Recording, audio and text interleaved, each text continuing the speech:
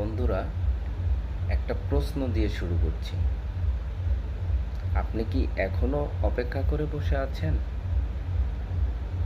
যে একদিন ঘুম থেকে উঠেই দেখবেন সফলতা আপনার দরজায় কড়া নাড়ছে, বা কেউ একজন এসে আপনার হাতে তুলে দিচ্ছে? যদি এটাই ভেবে থাকেন তাহলে এখানেই থেমে যান।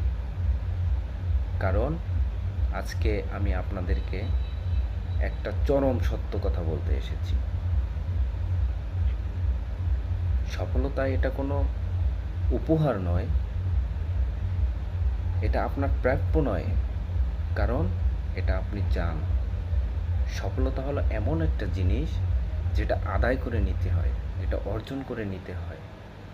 তাতে আপনি যেই প্ল্যাটফর্মেই কাজ করুন না কেন, ওই প্ল্যাটফর্মে শ্রম দিবেন, হেরে যাবেন, আপনি সফলতা পাবেন।